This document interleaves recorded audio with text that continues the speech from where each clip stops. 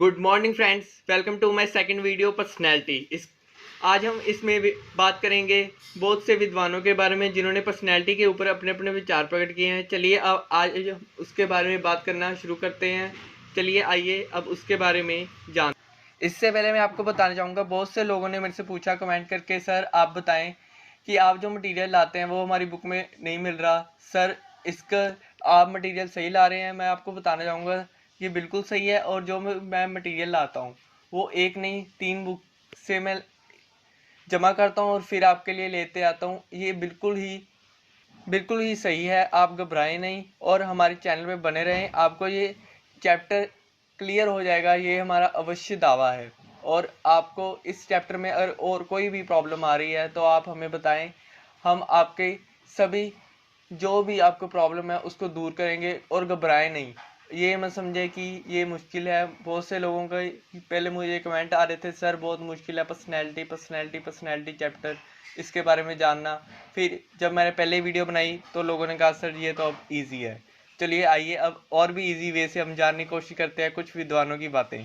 चलिए पहले हम रिवाइज कर लेते हैं, इससे पहले हमने वीडियो में क्या क्या पढ़ा है। पहले हमने इस वीडियो से पहले हमने पर्सनैलिटी की विशेषताओं के बारे में, पर्सनैलिटी होती क्या है, शल्प गुण क्या होता है उसके बारे में पढ़ा है, उसकी करैक्टरिस्टिक, उसकी विशेषताएं पर्सनैलिटी के उसके बारे में पढ़ा है। आज हम पढ़ेंगे एलपोर्ट के व्यू के बारे में। चलिए आज हम जानते हैं एलपोर्ट के व्यू के बारे में। सबसे पहले शल्प गुण, आपको पहले भी वीडियो में बताया गया था शल्प गुण क्या होते हैं। चलिए एक बार फिर से आपको बताया दिया जाता है। शल्प गुण वह होते हैं जो वह एक व्यक्ति को बार बार किसी परिस्थिति में डालने से उसके अंदर से जो वह गुस्सा है, खुशी है, उसके भाव जो वह प्रकट होते हैं उसको वह शल्प गुण कहा जाता है।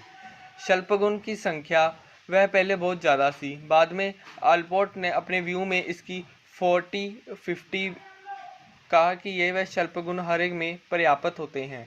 और इन्होंने कहा है कि हर एक में कॉमन यानी कि कुछ खास, कुछ सामान्य चीज़ें सभी में प्राप्त होती हैं। जैसे कि हर एक व्यक्ति में बोलने की खूबी होती है, कोई वह कैसे अपनी बात प्रकट करता है, ये वह हर कोई ना कोई किसी न किसी साधन से अपनी बात दूसरे को समझा देता है। और वह अपने भाव अपनी आंसू रोने के द्वारा बता देता है कि वह कैसे है।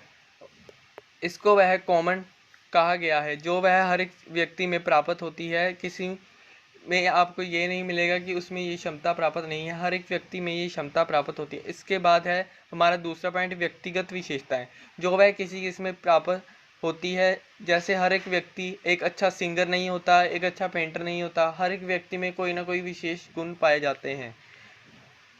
ये हर एक व्यक्ति की भिन्न भिन्न होती है। इसके बारे में चलिए आप आगे बताते हैं। सबसे पहले कार्डियल ट्रेड्स, कॉमन ट्रेड, और वह आपको समझ आ गए होंगे। इसके आगे हम बढ़ते हैं कार्डियल ट्रेड्स।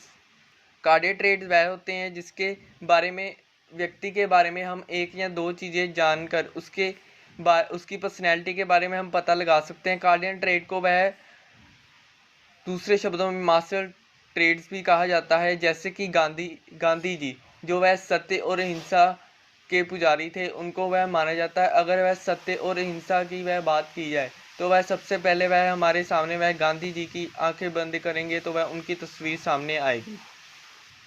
और इससे आगे होते हैं सेंट्रल ट्रेड्स। सेंट्रल ट्रेड वह होते हैं जिसमें हम व्यक्ति की 5 या 10 खूबियों को जानकर उसकी हम पर्सनैलिटी के बारे में पता लगाते हैं। जैसे किसी व्यक्ति के वह सत्य बोलता है, वह अच्छा दिखता है, वह उसके काइंड हार्टेड है और बुद्धिमान है, इससे हम उसकी पर्सनैलिटी के बारे में जानते हैं।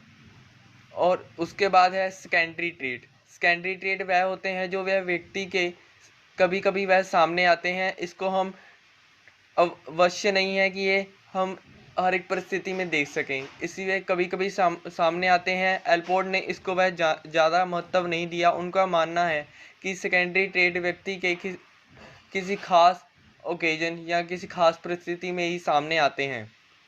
इससे आगे हम जानते हैं एलपोर्ट के इस जो उन्होंने अपने विचार दिए उसकी आलोचना के बारे में। उन्होंने ये नहीं बताया कि वह व्यक्ति के अंदर जो पर्सनैलिटी होती है हम उसको चेंज कैसे कर सकते हैं या उसमें चेंजेस कैसे आते हैं। उन्होंने ये नहीं बताया कि वह एक व्यक्ति की पर्सनैलिटी कैसे बनती है। और वह उन्होंने ये नहीं बताया कि वह व्यक्ति के जो वह शल्प गुण होते हैं उसको वह कि मापने के द्वारा शल्प गुण को कैसे पता लगाया जा सकता है। उन्होंने ये सब चीज़ें नहीं बताई, इसलिए इनकी आलोचना की जाती है और वह बहुत से ये पेपरों में नहीं आती, पर वह बताना अवश्य था। आज से वह यूनिवर्सिटी के ये वह 2 साल लगातार हो गए कि ये वह पेपर में नहीं आ रही, इसलिए हम ये नहीं चाहते कि किसी बच्चे को ये हो जाए, शक हो जाए या वह टेंस में आ जाए कि वह मैंने तो पढ़ी नहीं है, अगर आ गई तो आपको आती होनी चाहिए।